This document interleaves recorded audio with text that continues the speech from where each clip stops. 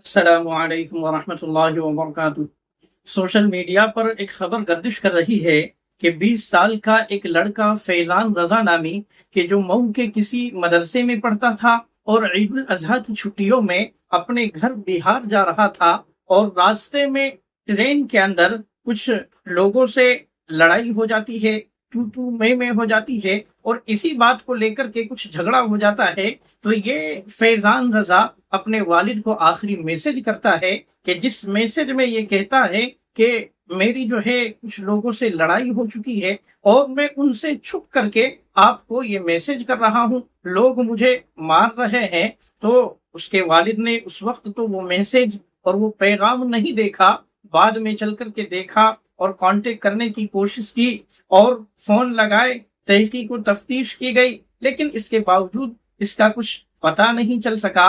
اور اس کے والد نے تو یہ بھی کہا کہ ہو سکے تو آپ جو ہے کسی بھی اسٹیشن پر اتر جائیے، لیکن بہرحال اب یہ لڑکا کڈنیپ ہوا ہے یا اس کے ساتھ میں کوئی حادثہ پیش آیا ہے یا کوئی معاملہ ہوا ہے، اس کے بارے میں کوئی تحقیق نہیں ہے، معلومات نہیں ہے، اس لیے کہ ہمارے ملک میں کچھ ایسے نفرتی چنٹو ہے کہ جو ایک خاص شناخت یعنی داڑھی، ٹوپی اور کرتا پائجامہ دیکھ کر کے مسلمانوں پر حملہ آور ہوتے ہیں، مسلمانوں کو مجھ پر زیادتی کرنے کی کوشش کرتے ہیں، مسلمانوں کو مارتے ہیں۔ ابھی کچھ وقت پہلے ہی توصیف رضا کے ساتھ میں اسی طریقے سے ٹرین کے اندر معاملہ پیش آیا تھا۔ تو ایسے نازک حالات میں مسلمانوں کو خاص طور سے اپنے بچاؤ کا اور اپنے حفاظت کا انتظام کرنا چاہیے۔ لیکن یہ ہے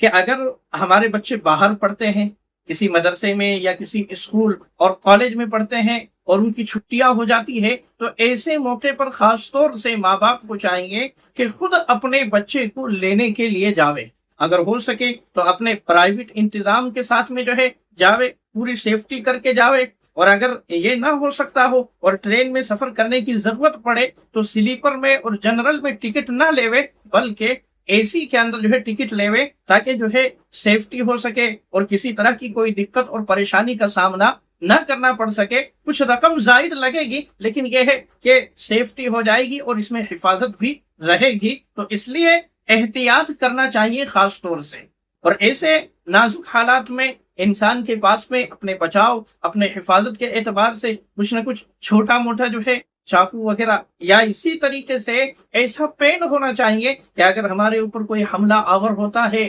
اگر ہم پر کوئی زیادتی کرنے کی کوشش کرتا ہے اور ہمیں ایسا لگ رہا ہے کہ یہاں سے بچ کر کے جو ہے جانا مشکل ہے، تو ایسے نازک حالات میں جو ہے ہم اپنے بچاؤ اور اپنے دفاع کے اندر جو ہے ان پر اس طریقے سے حملہ آور ہو سکتے ہیں کہ وہ جو ہے ڈر کر کے دور بھاگ جائے۔ اگر جو ہے ہمیں ایسا لگ رہا ہے کہ ہماری جان بچ نہیں پائے گی، تو پھر ایسے موقع پر جو ہے دو چار کو ساتھ میں لے کر کے جانا پڑے، ٹھیک ہے، یہ بھی منظور ہے۔ اگر اس طریقے سے ہوگا تو پھر جو ہے اس طرح کا جھنڈ جو ہے پیچھے ہٹنے کی کوشش کرے گا۔ اور دیکھو،